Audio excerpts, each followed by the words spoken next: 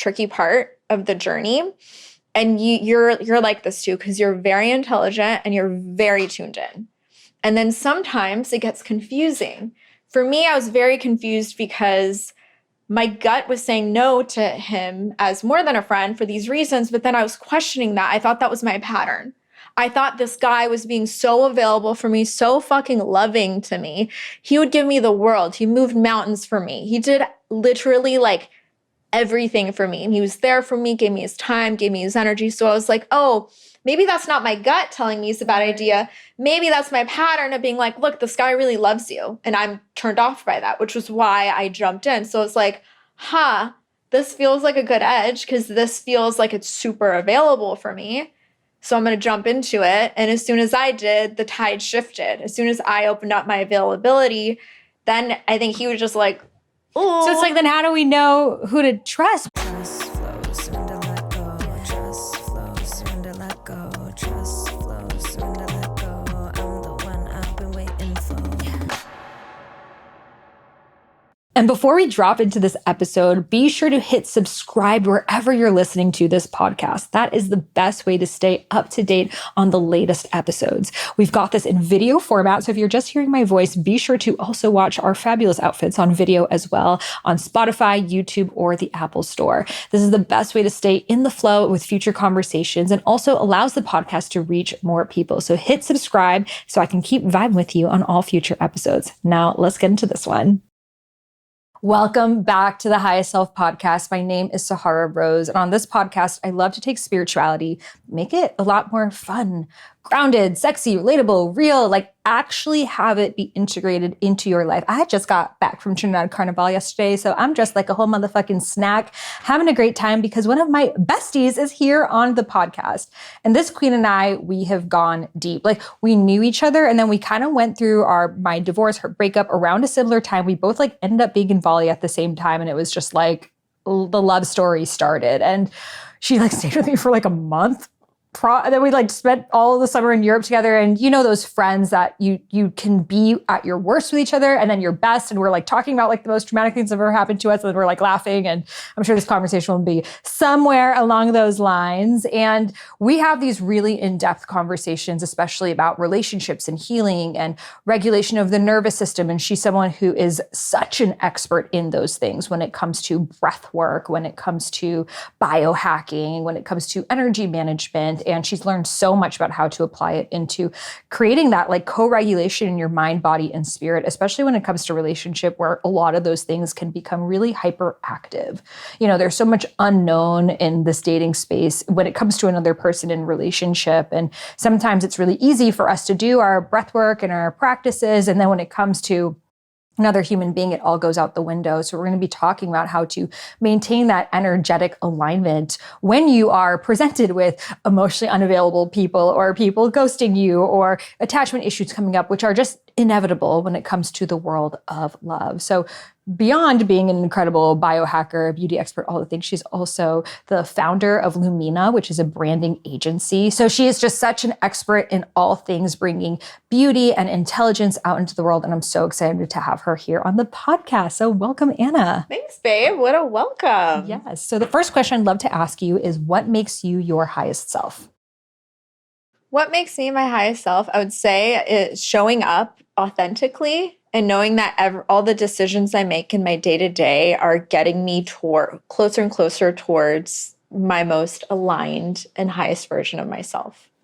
Absolutely. And you are someone that lives that. Like, before we get into all the love stuff, can you just like tell us a little about your morning practice? Yes. I mean, this girl to the nines. Yeah. So this is actually, I think, one of the most important things, and we'll get into this specifically later, when it comes to having clean relationships in your life, whether they be friendships, business, people you manage or people you work with, as well as romantic partnerships.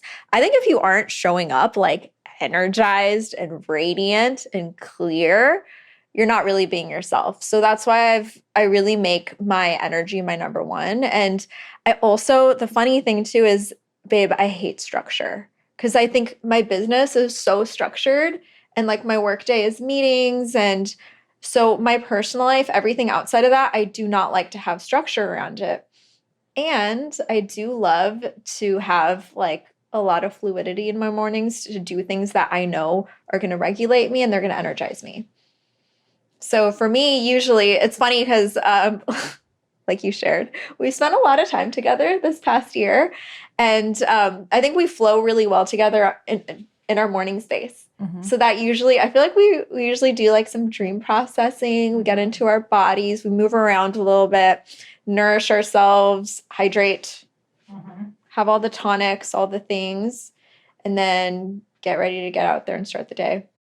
Yeah, I think that that's so important because often like we're looking for a relationship to make us better, right? And it's like a relationship often will bring out some of our worst, you know? And it's like we need to make ourselves better and show up at our fullest in relationship, you know, because I find that I used to hear people being like, once I'm pregnant, I'm going to start doing Pilates. It's like, it's going to be way harder to do the Pilates when you're pregnant. And it's just like, people are like, I can't wait to start going to the farmer's market, this and that when I'm in a relationship. And it's like, just start doing that now, because when you're in a relationship, oftentimes it's easy to forget about your morning routine and get lost in the love bubble, you know? So it's like, if you can set those foundations, and what a beautiful practice to bring together with your partner. Yeah, absolutely. And I what I've recognized is a lot of women and friends of mine, they tend to kind of chameleon themselves in a relationship, and they tend to bend and create a life with somebody without really knowing what feels good for them.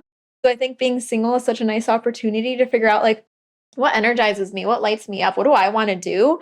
And then like you can create space with that with somebody else once you actually know what your ideal is.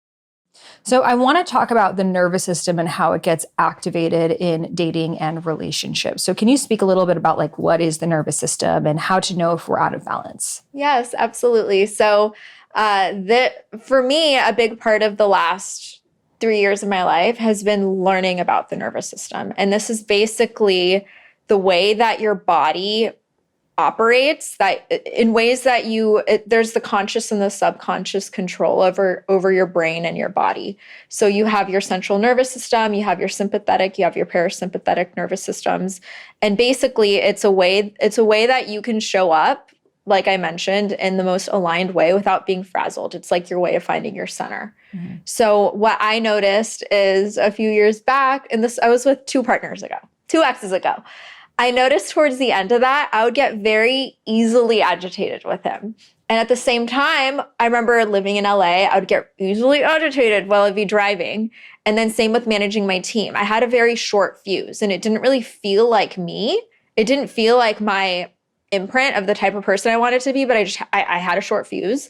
I had a short tolerance. I was very reactive. So after that breakup, I took some time for introspection. So I was like, I'm the common denominator here with all these different little microcosms of relating. So how do I, and I look at, we all have our friends or people that we really respect. And for me, those are always people that are very patient. They're patient, they're slow, they're grounded. So for me, I was like, how do I become more grounded? Because that is what I admire in other people. And that was when I first really dove into nervous system regulation. And for me, a big part of that was breathwork, doing somatic breathwork, the longer breathwork journeys, emotional freedom technique, EFT tapping has been really good for anxiety, and just learning a bunch of different, I was doing EMDR for a little bit. I sought a somatic therapist. I was going to network care spinal, which you've gone to my doctor before. That to me was one of the most calming and expansive things I've ever done. And all these things together just helped me. It's like a bottom up approach to psychology, to therapy, to like it was like I think the missing link for me with a lot of things that cerebrally I knew. I'd read the books, I've gone to therapy, I had all these concepts down, but for me it wasn't until I was able to like get into my body that I was able to release and move through a lot of things that I knew I needed to move through. It's essential because talk therapy alone, like it's great to start to unravel those threads that sometimes only, and you're a Gemini and I love Gemini energy because I feel like I should be a Gemini. Like we just babble. Yes. But then we'll be like, okay, we're just going in circles right now, you know? And it's like to stop and to go deeper and to do the breath work. And like in relationship, especially, and we'll get into attachment, it's like a lot of our core childhood wounds, like abandonment and betrayal and feeling unimportant and all these things gets triggered. And it's our job to do that work. We can't get that perfect person that doesn't trigger our core wounds. It doesn't exist. And it's like wherever you go, there you are. Show up in the relationship. Even if you're single, it'll show up in the traffic. It will show up at your work. It will show up at any of those things. So let's talk about, for like, if you are open to sharing your relationship history, your background of your childhood, being born in Afghanistan, which, you know, a lot of people, Afghanistan, I'm always going to say Afghanistan. Yeah, I know. I always say it. I'm like, be proud of where you are from, Anna. So share with us a little bit about your background growing up in a war zone and how this kind of started showing up in different fears in relationships. Yes, absolutely. So I was born in Afghanistan in 1987, so I'm 36. And we fled that country overnight because it was the middle of the Soviet invasion and a bomb went off on our street. So my mom had my older brother, who's a year and a half older than me, my dad, her, the four of us, we fled overnight, and we spent time in India and Iraq and then France before moving to LA in about 1990. And after that, it's interesting because I had a very happy childhood, a very blessed childhood. It was filled with love. I knew my parents really loved me. I knew my brother really loved me. My brother's still in my life. My parents are still happily married. So I never, knock on wood, I never had this like big T traumatic event. However, I moved around every single year from kindergarten up until middle school. Every year I changed schools. We moved houses until my parents got stable and they got on their feet. And then also they had a very big life in Afghanistan, and then they had to start from scratch. So for me, I just witnessed a lot of chaos, I think, with bombs, leaving all of our stuff behind, consistently moving and consistently creating new relationships, creating new friendships. And my brother and I kind of coped with that in different ways. My way of coping with that was I turned into a chameleon, essentially, because you know this about me. I know how to go into a room and like work it. I know how to work the crowd. I know how I can read people really well. And in the past, I used to make myself a more exaggerated version of like the smart girl or the funny girl or this type of girl to fit into that really well. And that's a skill of mine. I don't live by that. I live in a way that's more authentic now. But when I was young, most of my 20s too, it was exhausting. So I think that was one of the pieces. And then for me, I just developed these really deep abandonment wounds because I made these really tight friendships growing up, and I would consistently have to say goodbye, leave, start fresh. So I didn't really look into this until later on in life, because again, I was like, I didn't have a traumatic childhood. Nothing bad happened to me. But I think as a kid, when that happens, it's hard because that creates a lot of resistance and fear and skepticism around new relationships. Because you're like, how deep is this going to go? And how do I not let myself open my heart to this friend or this person? Because I know it's going to be taken away from me. So that's something that I recognized I had down the line, is like this constant feeling of this is going to be taken from me, and like really preparing myself for that. Have you recently gone through a breakup or a divorce that rocked your world? And deep down inside, you know that this was meant to happen for you to become the version of yourself you never would have become without this. Well, I have gone through this transformation myself, and this is why I have created my ultimate heartbreak healing course. In this 33-day course, I guide you step by step into taking the fertile soil of your heartbreak, all of the sadness, anger, and loneliness you may be experiencing right now, and how to alchemize it to create your most radiant, magnetic, and aligned life. So whether you have gone through this heartbreak recently or maybe years ago, but there's still layers of it that you're still excavating, this course is for you. And trust me when I say you are going to become another person on the other side. Honestly, I'm so excited for you. I was definitely not this version of me before my heartbreak, and I can't wait to see who you become.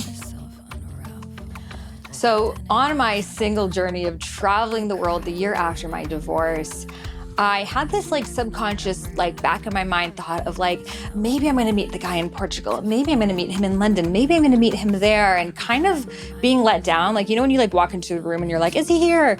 And he's not. And then you're like, ugh. And I noticed myself doing that. And I was like, you know what?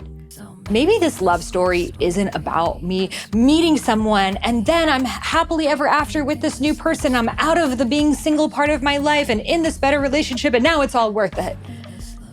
But maybe this love story is really about me. So I started to tell this to myself in my head. Maybe this love story is really about me. Maybe this love story is really about me.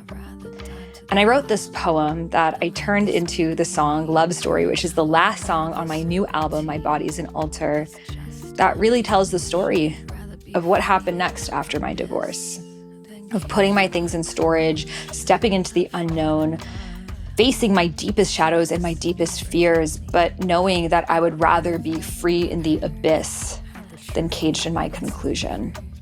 So this song is actually the most heartfelt to me on the album. And if you are going through a transition, whether it is a divorce or a breakup or a move or an identity shift, this song is for you. You're actually hearing it right now in the background.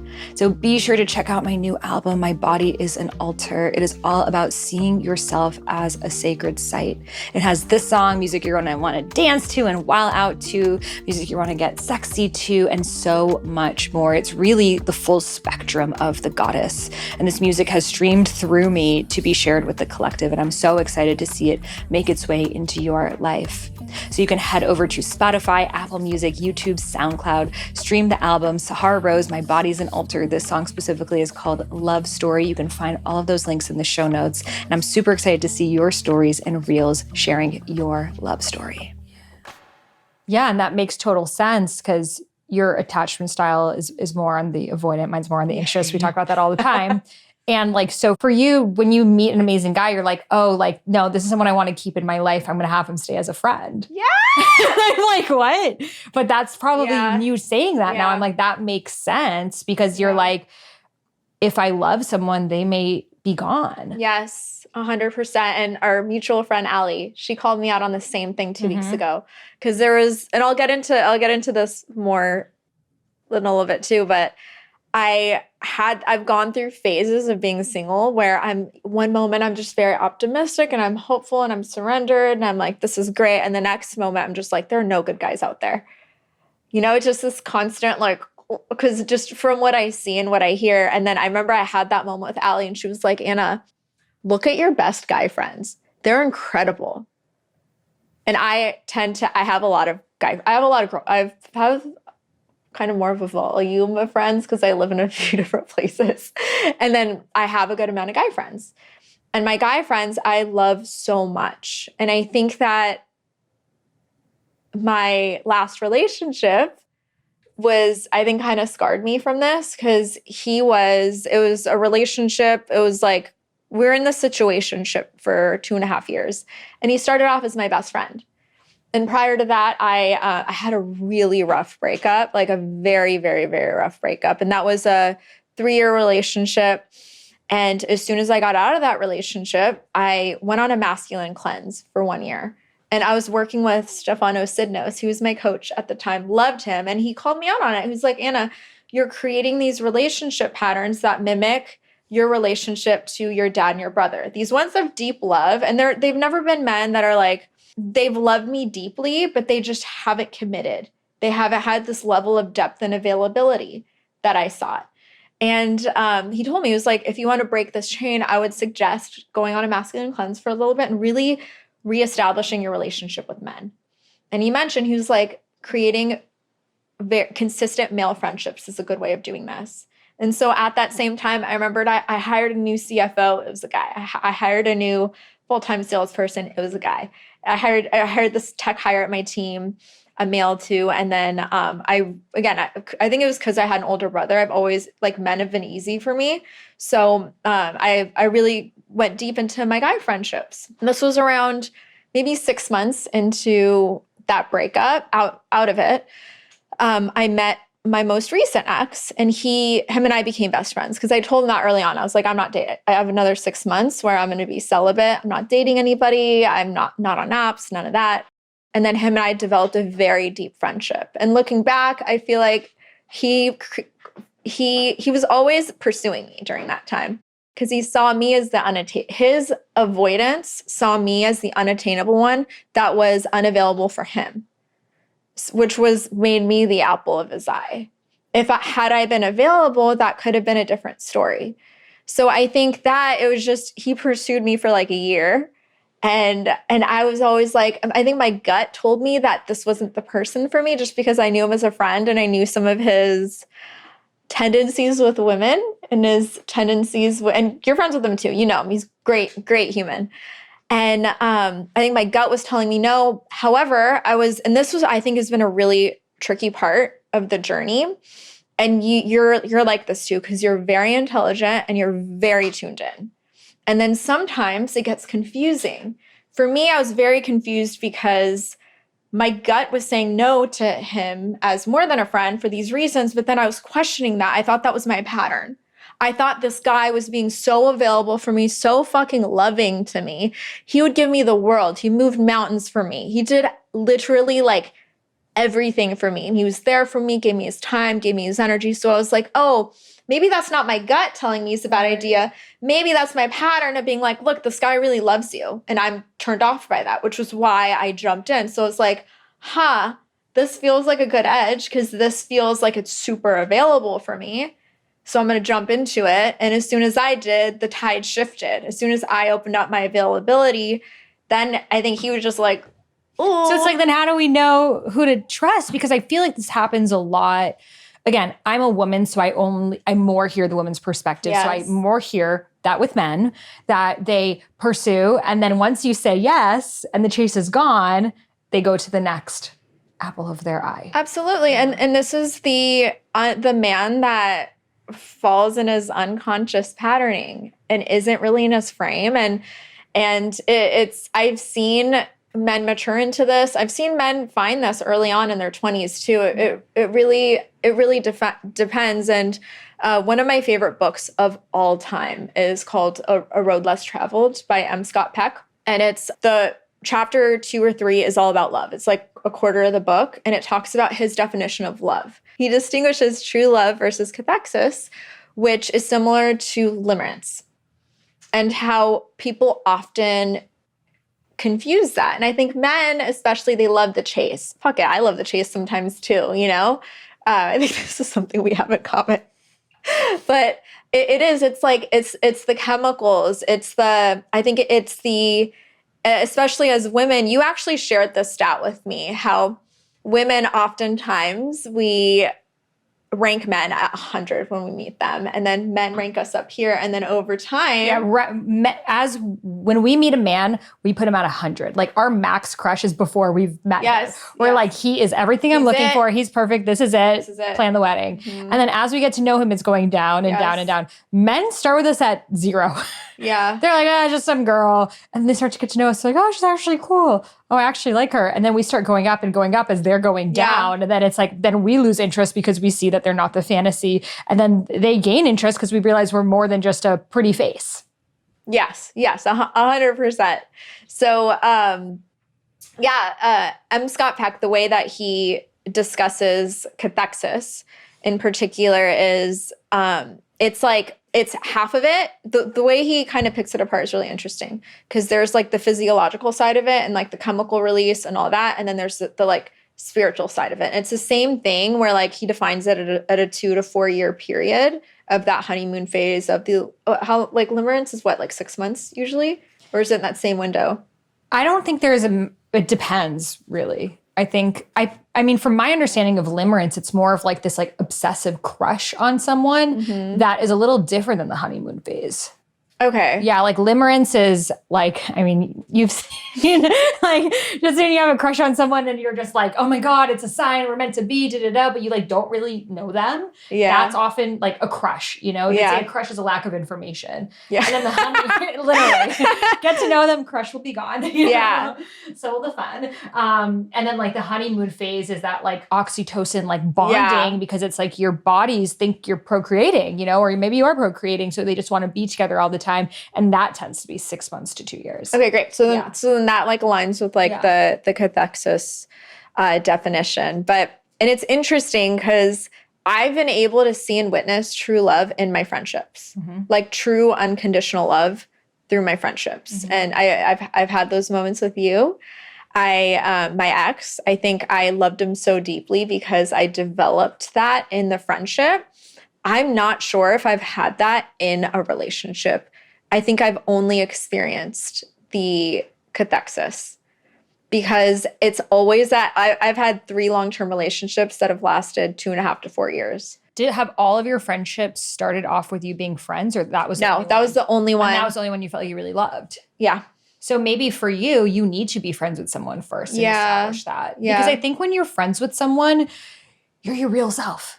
You're not putting on the facade. You can like really just like be with each other. But once you start like kind of dating, it's like there's a little bit of games going on. You're like seducing each other. There's that, and then you're blinded, and it's like highs and lows. Yeah. You know, that I've never started a friendship being friends. Interesting. First. It's always started with them really pursuing me, and we went straight into relationship. And something I actually desire, and something that you've taught me, is to become more friends with men. Because after my divorce, I was recognizing myself creating these men stories. Men are this, men are that, like lumping all men. And I knew that that was not true. Like I have a brother I'm very close to as well. And my dad is such an amazing guy. I just spent like the weekend with him in Miami. I haven't told you this yet. We were like going out to dinner, and I'm like, how do I have this relationship with my dad? And it was just like such a beautiful reminder to me. But I think as women, sometimes we go for the hot guy or, you know, whatever. You and I, we have that thing. We have the crushes. We have the guys, because I think this is a reflection. I can't speak for you. It's a reflection of me. I previously have had this self-worth wound where I wanted to pick the guy, the athlete, the guy that's well recognized. He's up here because I know the moment he chooses me out of everyone else, then I'm important. I've always gone for alpha men. Yes. You know, but you know what? You're like, also, I have to say, you're a top tier bitch. That's so true. like, you know what I mean? You're up here. So but I want to just go for someone who's like there, you know, like you don't need to be, you know, but it's always been like I want someone who inspires me. That's a big thing for me. So if I'm doing all these things out in the world and you're not, then I'm not inspired by you. But, you know, but it's something you taught me though, is like being more friends with guys. And now I could say I have so many guy friends who I like love and I like tell my guy problems to, and they bring different perspectives with, and I just like love that so much. And I remember you telling me about the man cleanse thing like last year. I was like, hell no, girl. I'm not doing that. Yeah. And then, you know, I unintentionally went on the celibacy journey, which, you know. Unplanned celibacy. Unplanned. And it's been over a year and I'm so grateful for it now because it's made me change my relationship with the masculine of knowing that like I will only be intimate with someone if there's a heart connection with them, heart and yoni connection. And that's rare. You know, to find someone who respects you, who honors you, who's going to show up for you, who's, you know, a level of commitment doesn't mean you're going to get married or something, but it's like, I think our culture has so normalized casual sex, situationships, you know, one night stands, and it often doesn't benefit the woman. I was about to say, fuckboy culture does not benefit us. It's almost like feminism has become fuckboy culture. No, literally. That they're like, sleep with everyone one time, stand for your rights. And we're just like, a lot of women are forcing themselves to, but it's like literally our bodies are producing oxytocin. We have a different relationship with sex, that having sex with someone and them not texting us back is freaking traumatic. And I'm like, I just don't want my body to even know what that experience And also, is like. We've had a conversation about this. A lot of these fuckboys, they're used to girls and they're like sub 25, you know? Yeah. These girls that are like 20 to 25, where I'm sure some of you are great lovers, ladies, but usually at that age, you don't get it. You don't quite get it, right? Yeah. So it's a very performative sex. Yes. And I can say that from experience, 100%, right? 100%. I haven't evolved into the wholeness of me since like the last 5 years, right? And for me, if I knew, because I when I was first single this year, I was like, I want a whole face. And I thought I really sat with it, and I had my roster available, and I was just like, I know exactly what this is going to be like. Your heart's too open for a whole face. it was like my heart's open, and then also like unless Your you're body like is you a understand temple. tantra, Yeah. you understand the female anatomy in all the ways. Like I'm And not let's be real, interested. most guys who understand tantra are not attractive. Exactly. So, dude, this is like ISTA. Yeah, exactly. For those of you not to listening, hate. yeah, not to If hate. you're a hot tantra boy, Yeah, go you. no shade, guys. But Call everyone listening to this podcast. when we were in Europe, I signed up for ISTA, which is a sexual shamanism retreat, and I didn't know much about it. A friend of mine had done it. And I was like, fuck it, let's go. Yeah. Because this was like, I was like post-breakup. I was like, I want to try out new experiences. And then I remember telling Sahara about it, and I was like, do you want to do it with me? And Sahara was just like, I'm not ready for that yet. And she was like, and I don't know if I'm there yet. And I was like, what do you mean you're not there? You do all the things. And Sahara was just like, you have to finger a grown man's butthole. And I was like, God damn it. Because I paid in full. I was done. I was signed up. I paid for this. I was like, I don't want to do this. And then I spent weeks going on Insta's Instagram and like zooming into their group pics. And I was like, there's not one butthole that I would fondle in this entire group. No. So I still haven't gone. You still paid in full? I paid in full. Please refund this girl. She doesn't want to finger her butthole. Yeah. Give her some slack. But that's the thing. And I remember when we were in Europe before that, when we were kind of like walking through it, and you were like, Anna, like you don't need to do this thing with this big group of people and like maybe men that you aren't attracted to. Find a man that you're interested in, and you can have these experiences with them. So I remember thinking that, but I was like, that's not like the classic like fuckboy. They're not. No. Yeah. ISTA's not a fuckboy, but it's like there are so many ways to learn about sex, and like we have a lot of friends that they learn about it through like play parties and group sex and kink things, and like that's one pathway. It's just for me, maybe it's me being Persian. I need to like love someone. Yeah, to be intimate respect with them. It's like I need respecting. to have that heart connection. I need to like, I just can't kiss someone that I don't feel emotions towards. I can't just like turn that on. And some people can. And it's just like a different way of approaching things. Yeah, absolutely. And I think that's always been really hard for me, because like with my exes and my last couple breakups, like the ability that they had to move on physically so quickly, I think for me was men tend to a lot more easily move on quickly. Yeah. But it's often their way of avoiding, of just like, I'm in pain, find someone new. And they say, like, there's that meme that's like girls and guys 1 month after the breakup, and the girl's like crying and the guy's like, woohoo, freedom. Yeah. And then it's like 1 year later or 6 months later, and the girl is finally in her freedom and the guy's finally feeling those unprocessed emotions. Yes. So yeah. And do you know a fun little thing I was thinking about with like fuckboys? Oftentimes when you talk to them, they're like, you remind me of my first ever girlfriend, my high school girlfriend, my college girlfriend. But, she really broke my heart. She cheated on me and I never loved again. And I realized I was talking to our friend Allie about this, and she's like, every guy has this story of like this one first girl that like was 16 and like broke your heart.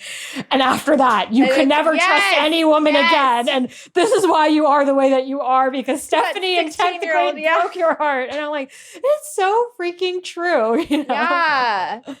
Yeah. I'm like, welcome to our lives. This is all we've experienced since. We're still trying, But it's funny. It's like that. I think a lot of men, like, their love is so pure that when it's like broken once, it's like they will never open their hearts again to anyone. And that's, it's almost like this is how Batman became Batman. This is how the fuckboy became the fuckboy. It's like the fuckboy is just wounded, he's hurt, he has a guard up, but like he wants to love. He's a lover boy deep down inside too. He's just afraid of the inevitable heartbreak that comes with everything. Yeah, absolutely. Yeah. And it is, how many times do you think you've had your heart broken in your life? 2 times, my 2 significant relationships. Like those are like big heartbreaks. Yeah. But I think there's like anyone you kind of meet that you have a connection with and it doesn't work, there's a mini heartbreak with that too. Especially with us, since we like create. Oh God, yeah. Of like you meet someone and then you're kind of like, you imagine what it could have been like with them, but often they live somewhere else or something. And there is that like, you want to keep talking, but there's almost no point to because you're not living in the same place. And there's that like letting go, but you don't really want, and it's like, damn, like, but I would rather have those than to not feel at all. Yeah. You know? Yeah. I remember between relationships, like right after I went out of my masculine cleanse, like a couple years ago, I like very briefly dated this guy in New York. I think we were talking for like 2 months and he flew me out and I spent a week with him. And it was like it was the least developed relationship I've ever had. But that was one of the hardest ones for me when that didn't work out strictly because it was long distance. But that was one that I was like, oh my God, this could be my husband. Because you're listening to this podcast, I'm going to make a quick assumption about you. Your friends come to you for advice. Whenever you're at a party, someone corners you at the side of the snack table and starts telling you all of their childhood traumas. And you actually love diving deep into spiritual topics and you have a really good way of communicating with people. So the best way to actually create a career doing this is through coaching. But I know a lot of people, they're like, I don't even know where to start. I don't even know what type of coach I would be. So I've created a quick, easy quiz to discover your unique coaching style. So there are 3 categories: the intuitive, transformational, or empathetic coach. So the intuitive one really works with your intuition. You're able to receive downloads. You just have insights about people. The transformational one has more of that fire energy. You love to keep it real and help people go through the deepest phoenix rising from the ashes moments in their lives. And the empathetic coach really loves to listen, hold space. They're very grounded, nurturing. So if you're curious which type you are, you can try my free quiz at quiz.highestselfinstitute.com. Again, that's quiz.highestselfinstitute.com, which is my school that certifies spiritual life coaches. And you can find that link in the show notes. I'm super excited to see what type of coach you are because I'm gonna hire you one day. So trust your intuition, trust your inner wisdom, trust your inner guidance, close your eyes and listen. They say situationships are harder to get over than long-term relationships because you're mourning the fantasy. Yes. Because you never really saw how it could have gone sour. In a long-term relationship, it's like you try all the different pathways and it doesn't work. So you kind of just accept. Yeah. And there's like just this like shedding and you kind of elevate. Whereas the situationships, you're just kind of like wondering and they're so vague and the lack of communication, you're just making up stories. Yeah. Like if you're ghosted, you've seen, it's hard because it's like, you don't really know. You're assuming why, but you don't know. And you're not really at the level of a relationship to like talk on the phone and be honest. And I think that's one of the hardest things about dating in this day and age, that they say 25% of like dating ends up in ghosting. That's insane. That's 1 in 4 interactions you're going to have. Jesus. Yeah. And I honestly think that's what dating app culture has done for men and for women. It's like a volume game. It's such a volume game and it's taken away like the human interaction for it. It's almost like commoditized, like communications, relationships, things like that. So what do you do now when you're feeling like this person's not responding to me, or I feel they're pulling away, or I feel something's different and your like nervous system is getting dysregulated? Like, how do you bring yourself back into regulation? So it's so funny because I think this was one of those things that for me has worked like clockwork. Anytime I find myself in that state, as soon as I recognize it and I'm like, what is that? Like, what is this? Why am I acting like this? As soon as I really tap into like my surrender mode. And I think for me, the rest of my, like every other facet of my life has shown me just how taken care of I am and how things work out. Yes. And I say this with like every cell in my body, that if I were writing the screenplay of my movie, I would have this phase right now. That I would have this point. Remember before we went to Europe, we're like, let's fucking go. When else? This is gonna be our last single summer. When else can we just have this like unplanned few months, go do what we want? That's what the last year of my life's been. I've been able to like work on my health, work on my connections, work on my relationships, all these things that I knew that when I fall in love, I go all in. So I knew I just wanted to focus on me, and it was not, I just really want to clearly differentiate this. It wasn't like, I need to work on me because I'm broken and I can't be in a relationship. I was like, no, I choose all this because I know I'm going to have the relationship of my dreams. I fucking know that. I'm not in any rush. There is no timeline associated with it. And then so I notice whenever I feel that like anxiety about something not working out, then I'm just like, wait, no, I'm so taken care of. I got this. What's meant, like, there's a saying that I really root down to. It's always, what's meant for me won't pass me by. And I know that for a fact. And I let everything else in my life be evidence to that. Everything else, the way that things work out for me. So then I find solace in that. And it's always that fucking moment where I find solace that the energy of the boy always comes back. Because I think that's really palpable. It's super, super palpable. And even if you're not doing anything to act on it or messaging this person, like, I think they can feel the energy. Like, as soon as that shifts, then I think there's an opening.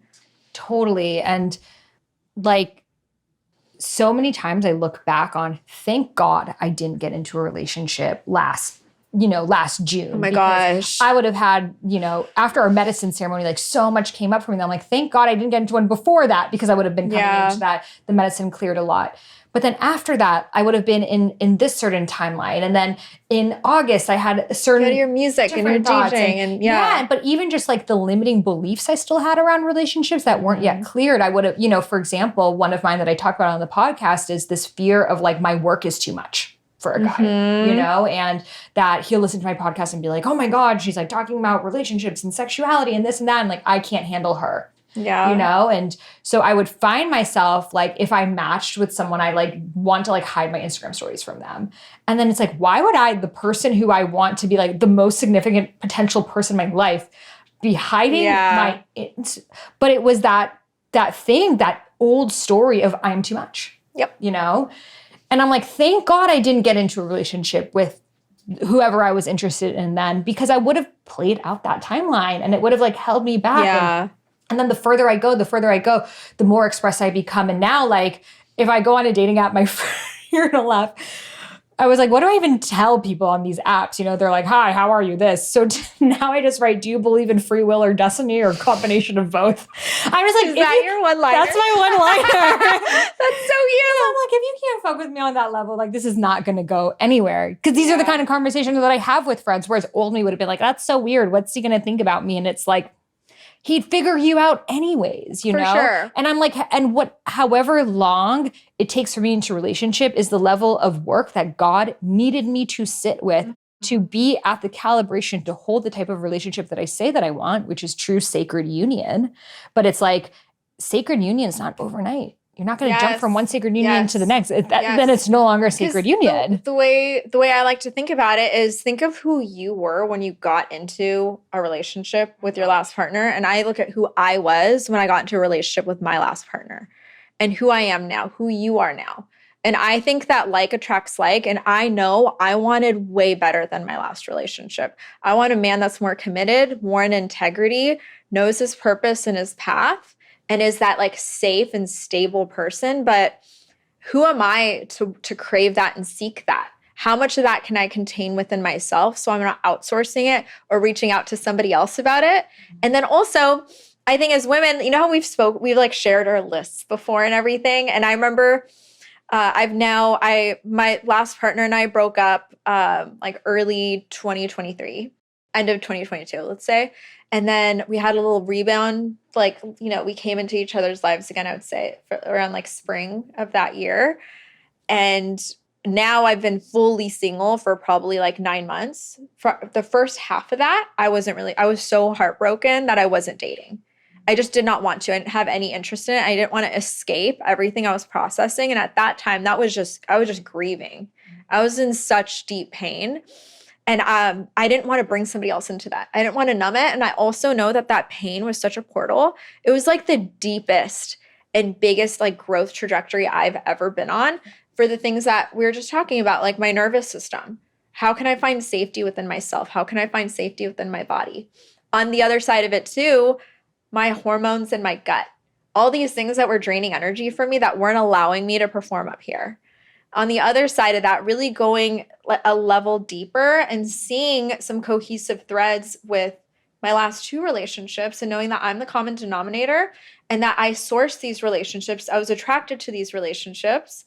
And as much as they brought me pain, I created that. And so how can I thank myself for bringing those situations into my life to rub up on my deepest and ickiest wounds so I can see that they exist. And then on my own, really work through like cradling myself through that, to healing those parts within myself. And I know there's so much healing that can happen in a relationship.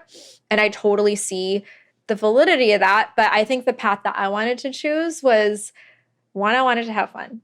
Two, I wanted to work through and really do that deep introspection to work through that. I think like a big part of it for me was the plant medicine ceremony that we did together. Self-love was a big part of that. I think our relationship with men and the masculine was a big part of that. And it really showed me that like attraction is an inside game. And how I think on paper, I always knew like, I'm fucking dope. I'm great. I am funny. I do well with my career. Like, but there was like this dissonance between knowing those things. And this actually came up where our mutual friend, Aaron Dowdy, we were at dinner and he was asking me about my business. And he was like, what was your biggest goal when you started? And I was like, I walked through some goals and I was like, and I think initially like, I really wanted to hit 7 figures. Like I made all my passwords for my logins, like 7 figures. I was like, I really wanted to get there. And it was so dumb because that doesn't mean anything. And he was like, when did you get there? And I was like, a few years ago. And he was like, what did you do to celebrate? And I was like, I don't think I ever really noticed that I like got to that thing that I wanted. I never took that moment to be like, wow, I did this thing all by myself. I created this on my own and I never got a chance to celebrate it. So what I recognized was that I haven't really celebrated or like viscerally felt these things, like my gifts. And I don't mean to use the example of money because that's not the most important piece of it, but I think all of my unique like meanness. And when I sat with ayahuasca for the first time in September, that to me was like that missing link of seeing all of my radiance and all it just I was just like brought on this story of just like where I was born. Like, you're born in a war zone. Look where you are now. Look at the rooms that you're in now. Look at the inherent gifts that you have. Look, none of that's a coincidence. And I was really able to see, not through accomplishments, but like I felt the essence of my heart. I felt how big my heart was. I felt my effervescence and being like, that is a gift. So that for me was just like, I was able to tap into that little missing puzzle piece. When I got out of that, I was like, I fuck with me.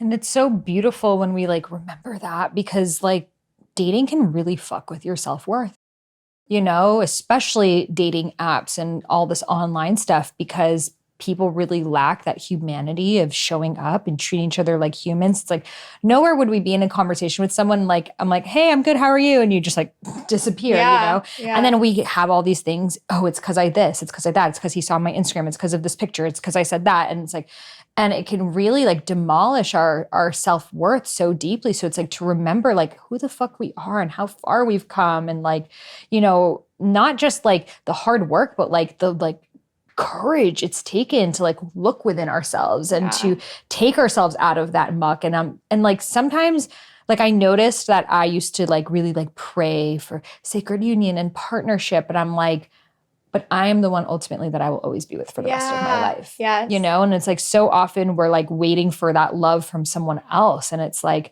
this love story is really about me. And I remember at the end of the medicine ceremony when you were like, Sahar, I want you to listen to this song. And you played that Lauryn Hill song. Yeah. And you said, sing the song as if it's for yourself. And it's like, I love you, baby. And if it's quite all right. And I remember I was like singing it, but like I was still kind of like, I'm singing it so badly. Like I'm probably annoying them.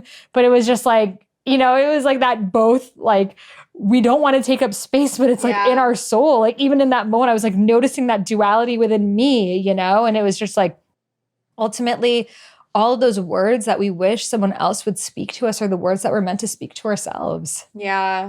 Because the reality of life is relationships are likely to come and go.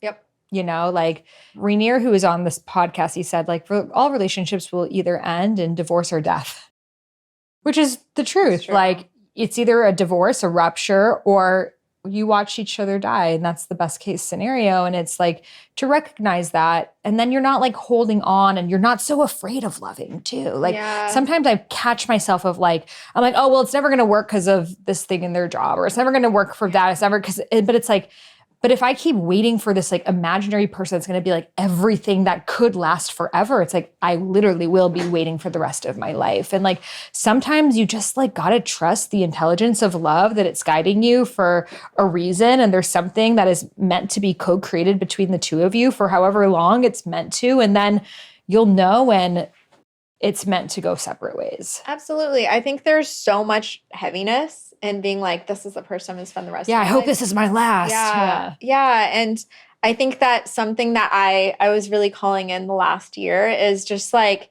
having beautiful experiences with men, and men that I intentionally knew were not my husband.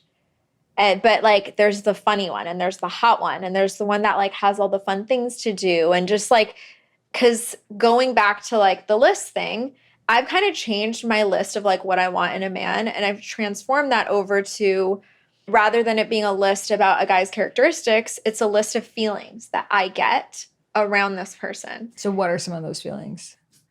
Joy. The first one that comes to mind is joy. And I think joy at like, this is why we're friends, but like sense of humor and just being able to just have this. Mm-hmm. And then there's like the safety piece, just because I've had betrayal in the past. I think that's the most important thing. Like somebody that you know full on, or I don't want to say they're committed to you, or like what we're saying, like, you know, we're going to grow old together or anything like that. But in the moment, I choose everything about you.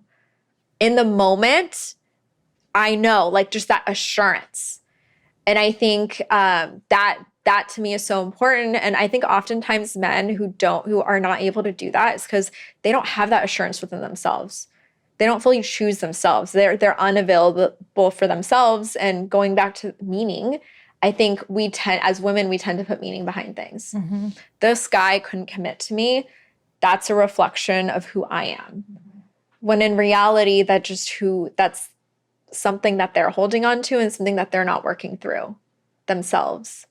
And I think a lot of men lack the confidence of like, what can I even provide into her life, especially with beautiful and successful women. I think that we actually have the hardest time when it comes to dating. And I know actually a lot of like psychologists have talked about that, because men look at you and they're like, I literally don't know what I could provide into your life that you're not providing for yourself. So they don't even try. Mm-hmm. And then we're like, where are the men? Yeah, like, you know, exactly. But so I actually find that sometimes it's easier for women who maybe don't have as much going on, because men are like, okay, well, I know I can provide, it's easy, finances if they make more money, or travel, or this or that. I think that this is like kind of the dichotomy that we're stuck in right now, that women have become so successful, so, ambitious, and they travel, and we do all of the things that the men are just like, where do I fit in? And then I think as women too, we don't really know where we all have to get really clear of like, what do we want a relationship for? And I really, when I was 24 years old, when I met my ex-husband, I just had a really traditional role of marriage in my head of like, okay, it's a husband and it's a wife and he's more the provider, and probably maybe I'll work, but it's more him. And then into the relationship, I started like working, I started writing books, and I started out earning him. And then like all of a sudden now I'm like, I love having my businesses and I love traveling and I love making these big decisions. But now I'm just like, now it's a different relationship than both of us thought we were going into. And then that made him feel insecure. And it was just like, things just got confusing, right? And now I really sit with like, what do I want a relationship for? And I think a lot of like the social media voices in relationship today for women are like that sprinkle, like just get a man who can provide for you, because, this concept that men are trash, and at least get him to this. And like, if I honestly dive into my truth, I make my own money. I actually don't need that. Like, I want true companionship. Like, of course, your friends are your companions, but I think it's like a different type of companionship that you have in like romantic partnership, of just like that intimacy, the sexuality, like the romance. And these are things to me that I value a lot more than how much money you make. And for other people, it's not. For other people, they're like, I want dinners, I want gifts. that's the most important thing. I think it's really important to be honest from the get-go, because you can find all those things. You can find the guy that wants to wine and dine you in this. He may be old and ugly, but you can find that there. Yeah. And you may find someone who, you know, you guys are really creative together and you like make art together. Maybe he doesn't have a huge giant 7-figure business, but it's like, I think part of the problem is we also want it all. You know, and it's not. No one's going to be ever 100%, even 90% of what you're looking for, especially when it's a moving target. But we just have to be like, what are my non-negotiables? Like one thing I've realized is a non-negotiable for me, which seems frivolous, is someone who I can dance with. You know, because it's such a core part of who I am and how I communicate. And I've never had that in any of my main relationships before. And I'm like, it's something that, even though it's like, you know, of course, trust, safety, but I'm like, but someone I can dance with is like, that's the type of relationship that I want. Yeah. Do you have any like non-negotiables?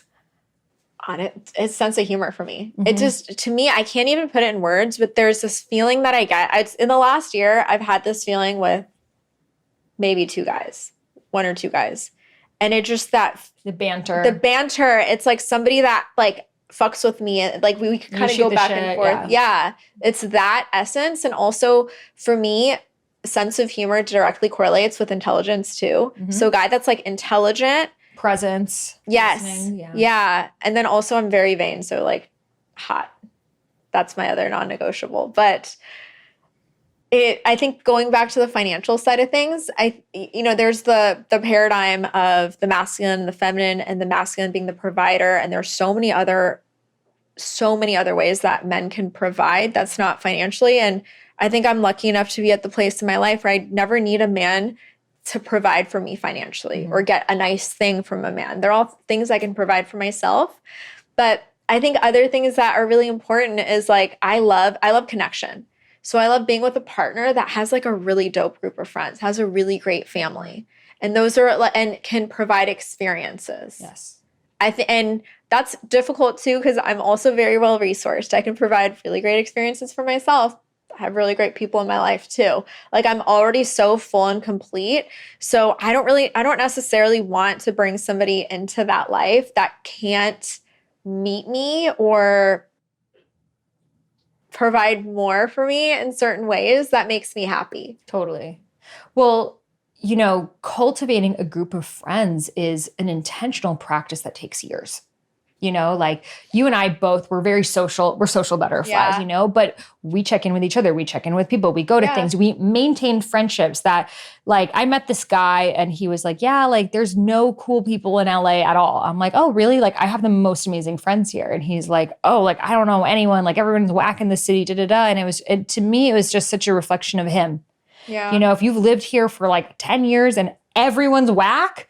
That's a you problem. Exactly. Of like, maybe you're not going out there to aligned places and making friends. Maybe you're going to just all the like Hollywood parties and then complaining about the Hollywood people that, and then when it comes to dating, it's like, I don't want to be someone's like sole source of friendship and entertainment and things like that. Like I want to be with someone who's made that initiative into their own lives. Yeah. But I think a huge thing I learned as well in my previous relationship is I want to like their friends. 100. Because with my ex, it was just a very different vibration of people, you know, not that they were bad people, just not people that I would hang out with, vice versa, you know? So there was always this push and pull of we're with my friends and you're with your friends. And one of us always felt like we were losing in that. And it was really hard for us to find like even couples that we both got along with because we were so different. And I'm like, I never want to feel that again because it's like, well, truth be told, if I can't be friends with your friends, would I have ever been friends with you? Probably not. Exactly. You know, and you wouldn't have been friends. He was always like, you lame spiritual people. You always want to say your intentions. And like that was eye roll for him. But it's like, that's who I am at my core. And going back to that expression piece too. You know, but that's also, I think, what created the story in me that like me being spiritual, me being this, he didn't like it. So I thought men don't like it. Yeah. And men don't like you at your fullest expression. Exactly. But when I was 24 and I started the relationship, I would just go to his friends' things and just put up with it because you just entered a new relationship and it's this. And then as you get older and you start to kind of like stand up for yourself a little bit more and you're just like, no, I don't I don't want to, spend a weekend with all of you guys on a bunch of drugs at EDC. Yeah. Like, this is not appealing to me at all. But then it's like, you've changed.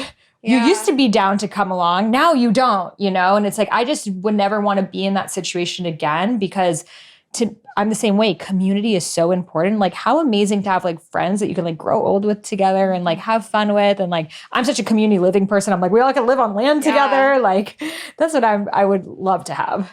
And I think that's something that we both have within our families as well. My parents, I know they're going to be set when they get old because they have such a good group of friends. And I've seen the importance of that. And I've seen like my mom, like they share a friend group. My dad goes and does things with his friends. My mom does things with her friends. It's really like symbiotic and healthy.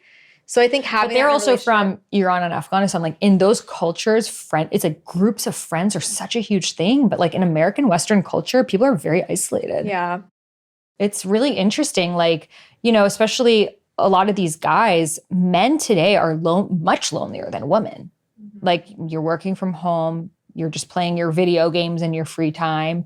You don't even go on dates. You watch porn. And it's like, I think men have a harder time with the vulnerability that it takes with friends. So yeah. But I think again, that's not who we would want to be with if someone has these things. So yeah. So what like piece of advice would you have for someone right now that maybe is like new on their single journey? They're feeling all the feels, they're feeling overwhelmed, they're feeling sad. Like, how can they start to process these like denser feelings without they feel like I could just cry forever? Like, where can one start this journey of unraveling? I would get comfortable with the notion of crying forever. Yes. When I went through a breakup a couple years ago, it was during the pandemic, and this was when you had to wear masks everywhere. And I remember— So you were single during COVID? Yeah, we broke up right when everything happened. Damn, I always have so much compassion for people who are single during COVID. Dude, it was rough. Yeah. It was rough. And I remember I would just be at Whole Foods with my mask on, just like ugly crying, blowing into my mask. I cried incessantly. Yeah. But because you couldn't date, there was like no hope. For sure. Yeah. Not at all. Yeah. And this was when I was very, very consistent with doing breathwork journeys or taking the 40-50-minute somatic breathwork classes. I was going once a week. And it was such a deep release of rage, of crying, of feeling these feelings that I think as women we're so used to suppressing. Mm-hmm. And I don't know about you, but I cried a lot when I was a kid. My parents would always be like, stop crying. Like, what are you doing? Mm-hmm. Like, get it together. So now as an adult, I cry often. But I think really feeling your feelings to the extent that you can, and then also being able to understand the source of that. Because that was a big part of it for me. It felt like my sadness felt so much deeper than the last relationship that I was in. It came down to so much of my inner child work, going back to my upbringing, going back to things that were older than even than my current life. So for me, I was able to unveil a lot of that and be able to dance with it in a nice way. And it's I think the other half of it is I infused a lot of connection into my life during that time too, because I tend to isolate. So I knew, I was like, this is going to be typically if I'm going through a breakup, I'm going to be isolating. I'm going to be in that like sad, murky pond. So how do I open up to my friendships a little more, tell them that I'm moving through things? And I just had a lot of friends show up for me. I had a lot of nights on the couch with friends. I had, it was really nice too, because I think when we were in Bali together, we're both fresh out of the breakup and we were able to process things together so beautifully. And having a friend that you could do that to, whether or not they're single or in a relationship. And it's also really nice, because I know you've had this with Rosie, having those friends that are in those really beautiful relationships that you look, to me, that was never hard for me. People would always ask me, because I have a lot of friends that are in great relationships and I'd stay the weekend with them. They're like, it's not hard to be around. I'd be like, no, I love it. Because they're like expanders for me. I'm able to see a really healthy and loving relationship and it gives me hope. Because sometimes too single people, we spiral. Yes. We're like, everything is so hard and this and that. It's like we get each other in a way that no one else will. Because people who are in long-term relationships, they don't know what it's like to be single today in 2024. It's a different beast. They're like, oh yeah, back when I was in high school, I remember it was, or like this. I'm like, yo, you have no idea. So it's like we get each other, but then it's like, we both don't have the evidence of what's on the other side. So we're just like, I don't know. So yeah, I think that that's so important to have friends who are in different seasons of relationships. And what's beautiful too is like those friends that like watch you in all your seasons. Yes. You know, and it's like friends who saw you when you were single and then dating and then engaged and then married and then maybe divorced and then you need to go through the cycle again. And it's like, how beautiful. And it's like, and it often is the friendships, you know, not always, but can outlast. And that's why you do need to have that base level of friendship with your partner. And I think what you said around like, get okay with the concept of potentially crying forever is like, you know, I remember I was like, I don't know for you, for me, it was the mornings that were so hard. It was like, I would wake up and be like, wow, this is my reality. Same. You know? I'd be like, is this a nightmare? And I'd be like, nope. Yeah, this is it. Like, wow, I have to live with this. This is my new life story. Wow. You know, like, damn, took a plot twist. And it would be so hard. And I would just like wake up in the morning and just like cry and cry and cry. And then like, I remember one day, like a few months in, I just like didn't feel the need to cry anymore. And then like, there'd be like a few days I wouldn't cry. And then like this, and it's like, eventually the tears stop coming, you know, but you can't suppress them. You have to just cry. And then like it's these waves, right? Yeah. And they get further away, but they get deeper. And even with the relationships, like how you said, like, you did deeper childhood processing in a later relationship. I feel like the relationship things that show up for us as we dive deeper into our own consciousness, they're hitting on deeper wounds, ancestral things, childhood things. Likely those other relationships where we just didn't have the knowledge of the connections there. But I also feel it's like as we clear, it's like almost like cleaning a dirty pool, right? You clean the surface layer. And you're getting a little bit deeper, a little bit deeper, a little bit deeper. And then, so then you get really deep that it's like, now it's like, I don't cry about that relationship at all, but like, I can see like depths to it that I could have never seen before. And I think for the rest of my life, you'll always from a distance see deeper and deeper things. But it's also shown me like, we can overcome what we think is impossible.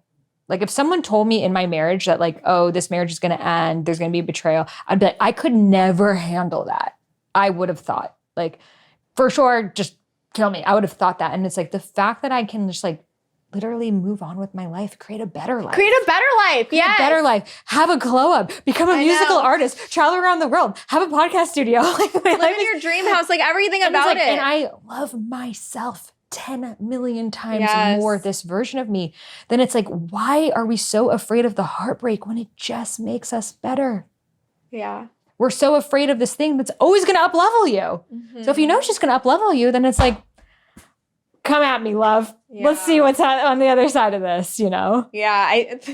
I think both of my really hard breakups, both of them, my business like quadrupled. Yeah.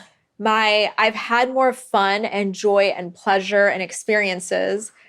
I've gotten like major glow ups both of the times too, like physically, emotionally, spiritually, all of it.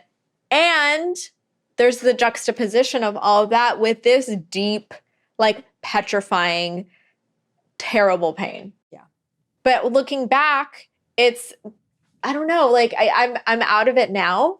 And even looking back to the saddest, darkest memories, I'm just like, I look at it with like, I would live that all over again. I would do it 10 million times. Yes. To become this version of me.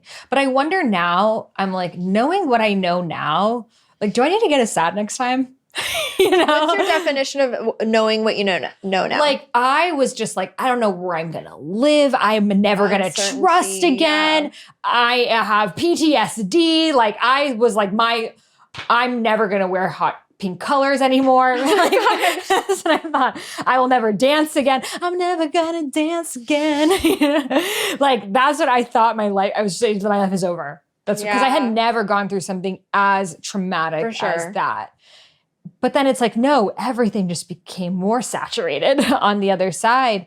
So it's like, had I known what I know now, that I would end up moving back to LA surrounded by people that I love in my own pink Moroccan palace, that I would have these amazing hair extensions and, look so fierce. And like that, to be honest, like had I met him now, oh my gosh, absolutely not. Could like you 0% my time, No. So I'm like, why was I so sad? Yeah. It's like you just got to go through it. But I'm like, I hope now, knowing what I know now, it's like, but it's like, you can't help it. You just have to be in it when you're in it. Yeah, absolutely. It's like, okay, if you were to go back to yourself, like right after the breakup and say like one sentence to that version of you, what would you say? That's a great question. I need to think about this one. Honestly, I would say it's similar to your experience. Like, you will get through this, and you'll get through this brighter and stronger and better. And there's going to be somebody brighter and stronger and better on that other side to meet you. Would you believe it though? Probably not. Yeah. In the moment, no. Yeah, I probably wouldn't have either. Yeah. But it's like, so then sometimes I remind myself, I'm like, yeah, if I could go back to that moment, there's like this moment I could think about. I was just like on my knees crying in that apartment, just like looking at myself in the mirror, and your face is just so puffy. And I was just like, I can't believe like I am living my nightmare right now, Literally overnight, I find out information, my marriage is finished. Yeah. And I'm like, what would I tell that version of me? And I was just like, that it's going to work out in such a better way. And you're going to face some uncertainties. And to be honest, like things are going to get worse before they get better, but you will fall so much more in love with you on the other side. And even though I wouldn't believe it, it's like just to know that. But then sometimes I remind myself that like there's a future version of me saying that right now. Mm-hmm. Like, so much we've talked about what our partners would be like, this, that. And like there's often this voice in my head that's like, that's never going to happen. Like you're asking for too much and this. And I'm like, every relationship is always like better than you thought it would be too. Mm-hmm. It's like every relationship I've had is like significantly better and better. And it always does. And it's like just trusting that. And I think sometimes too, we're like, we want to get out of the experience so badly. Like being single feels like, I shared with you on my medicine thing. I was like, I feel like I approach single like a problem to be solved. Yeah. Of like, I need to solve this. I'm single. You got to find a partner and like fix it. Where's the most ROI? And what I recognize now is like, we are going to look back on these days and be like, remember when you just like stayed with me for like a month? And like, remember when we like just like went to Portugal, we were just like eating everything and like, and then you're going to look back on it and be like, I wish I enjoyed those moments more. So that's what I try to anchor myself to when it gets hard. Yeah.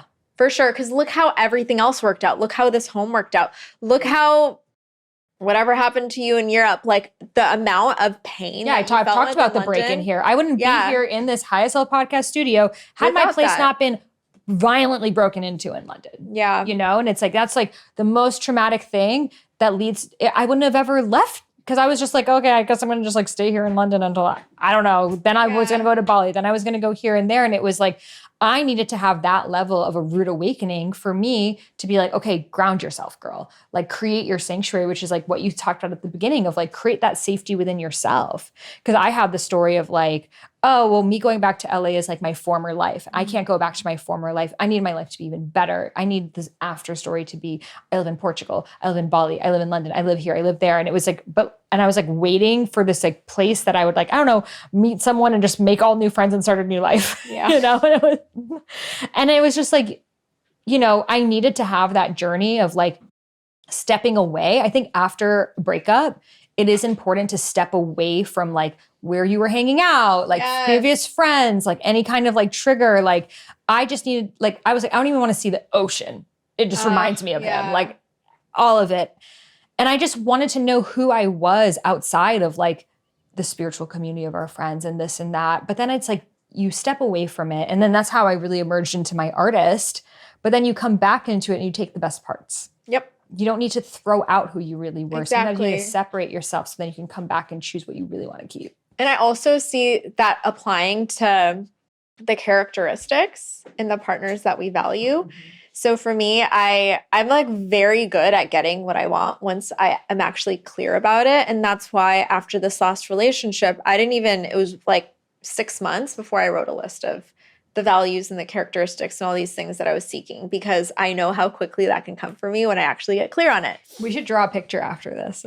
Yes, let's do it. Yeah.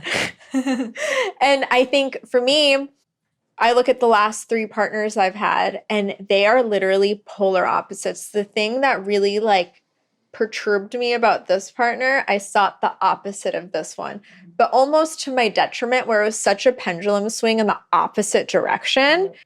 And for me, it's like, I think it's so important to just, it's like data collection. It's like, ooh, this, or like this flavor profile. I like these flavors, but these ones we keep behind. And you just keep iterating on this person that works really well with you. And you guys have this dynamic together. And I think you can't quite get that unless you're able to experiment and see what parts of you become alive with different people. And I think now we both have a really good idea about it. And this actually, I honestly think because I love you so much and I know you, that it's going to be so easy for me when like the next guy you're dating or the guy you fall in love with, for me to be like, that's fucking him. Yeah. I'll know right away. I know exactly what the level that you're in. Okay, and I know describe him? He's gonna be we'll draw him later. Yeah. but I definitely want him to be as bright as you are. The brightness and the radiance that you have, I want that in male form for you. And the things that come along with that is like the dance that you're talking about. That's a part of it. The sense of humor, somebody you can have long conversations with. That's not competing for that. It's not a spotlight to compete with. It's somebody to like dance through life with for you. And that's so clear for me to see. And I don't want you intentionally finding a guy that's down here because there's only room for one of you guys to be bright. It's interesting because that's the advice a lot of people give me of like, don't go for another star-like person. Go for someone who's really just like grounded and routine and doesn't want the spotlight, because there can kind of only be like a kite and a rock in a relationship. Yeah. So, I don't think spotlight or star necessarily, exactly. Just somebody with the brightness. Exactly. The personality. Yeah. I think that's going to be a major one for you, because I want to be discerning about that for you.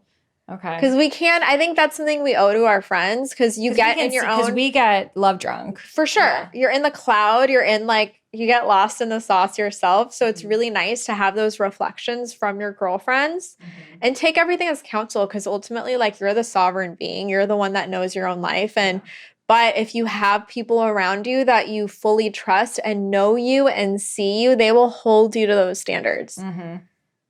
It's so true, because, often those of us who have really bright personalities get attracted to darker people, that we try to heal and bring up, and, we make it our life's work to like make them happy, and then it's like all of our joy goes to them. And then when they're not feeling joyful, then it's like your mood goes down. And then it's like, almost like you can only go as far as they do. And then it's this like, it's the sad like trap that you're kind of stuck in. I recognize that in myself, and a lot of empathic women who end up in these kind of different types of relationships. So yeah, and I've had experiences with different people that are like very bright and sunny, but then sometimes they are not the most reliable or, in their masculine and that kind of thing. So it's to find the good balance of both.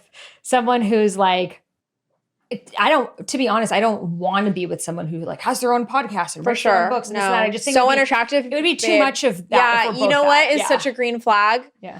A guy with a private Instagram account. Yes. Sub 1,000 followers. Yes. But has a blue check mark.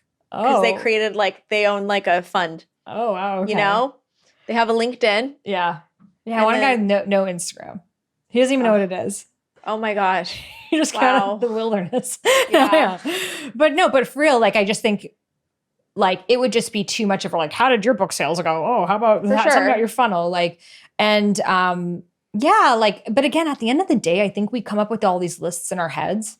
And then it's like, God decides. Yeah, exactly. And that's because if you meet someone, you have that connection, you're not going to be like, hey, well, according to my list, you can't have. For sure. And that's why I think this phase that we're both in right now, that I think is such a blessing, we get to experiment. Because there's a part of me that's like, I would love to create with a partner. I'd love to throw a retreat with a guy. I'd love to build a course out with a guy. Oh, I'd I love to do definitely see that events. for you. Yeah, but then like you said, what if that's, what if I want a separation and I don't And I want. think it also really depends on the individual. Yeah. It's like there may be one guy and you and him are a power couple that you host breathwork retreats all over the world. And you and another guy, the exact same thing doesn't work It's just according to compatibility. your work dynamic, Yeah. And I think we all there is this sense of creativity that happens. I think it is a major pillar in a healthy relationship, and having a dharmic relationship where it comes together for a shared project or a mission or Yes. something greater than you. I do think that that's the highest form of a relationship. But I think that that's really rare to find complementary skill sets and backgrounds and experiences. But I do think the couples that have that I've seen have that, they really make it work the long run. 100%. Because it's something so much bigger than just them. Yeah. And I think you and I both have friends that them and their partners, they're they own a business together or in their day-to-days. Yeah. I don't know if I'd want that, but I would want the projects that you do together. Yeah, I wouldn't want them to work in my business or something. For sure. Yeah. Totally. And I had this one where I was dating this guy for a while and I was just like, he would be so good for my business. And he'd be like, and he mentioned it once too. And he was like, if this is a thing, I can help you with X, Y, Z. And I was like, oh my God, that feels so good. And I thought about it. I was like, ew, I don't want that. I want a lot of female entrepreneur friends that their husbands are their CEOs. For sure. Yeah. And it works for them. Yeah. And they're like, it turns me on. Yeah. And I think for me to have a man that I really trust to run the structure of my business, would love that. But maybe I just hire a male CEO to do that. See, that's the thing. I was like, yeah, I want to find someone that we make music together. And I'm like, maybe I just work with music producers. But it would be ideal. A good phase, Yeah. So, yeah. But now I'm like, but maybe we make a documentary together. Maybe we start a nonprofit together. Just some sort of project. Totally. And that's actually something that I've been doing with my guy friends. Mm-hmm. I've been doing the projects with them. I know you have as well. So that's another great way to feel out that dynamic non-relationally, to see how because I think the way that we work with women, the way that we relate with women is so different than the way that we relate to the masculine. This is a good idea. Instead of dating someone, just start a side project with them and see how you guys fly. Yes. And then if it works, you're going to work out. I love this. I was like, hey, do you want to start a magazine together? Second date idea. Yes. Since I have a huge amount of people to choose from, let me throw this into the mix. And I think I'm stuck with you forever. They'll love that. Yes. Well, thank you so much for sharing all your wisdom. I love having this is a real conversation that we would just have, and bringing the audience along on the journey, just because I know, all these things, it can be hard. It can be a lot. And sometimes having these conversations with your friends is just really helpful to just decompress and just we're all here on this journey. Now, having experienced this, I'm I just feel so much more empathy with all women, period. Because every woman has gone through periods of being single. I'm just these feelings of the loneliness, the feelings of the yearning, these feelings of the wondering if he ever exists, the heartbreak. It's so palpable and it's so universal that it makes you just connect to other humans so much more. Yes. The yearning. Yes. That piece. So how can you have that yearning, but it's the yearning for life. Yeah. It's the yearning for self. It's the yearning for friendships. Mm-hmm. Yes. Well, thank you so much for being on the podcast. And where can listeners connect with you? I think best place is Instagram. Anna doing things. I do the things. Yes. That's me. Well, thank you so much for tuning in. If you love this episode, please share it on your Instagram stories. This is a really good one to get the conversation going with your friends, to start a conversation. Hey, what'd you guys think? We love having conversations like this. And I know so many of you want to have these kind of conversations with your friends. So maybe you both listen to the podcast, have a little discussion about it later on. That's a really good way to deepen your friendship, so you can really hold each other through these big transformations in life. So thank you so much for tuning in, and I'll see you in the next episode. Trust your intuition, trust your inner wisdom, trust your inner guidance. Close your eyes and listen. Surrender, let go. So trust your intuition, trust your inner wisdom, trust your inner guidance. Close your eyes and listen.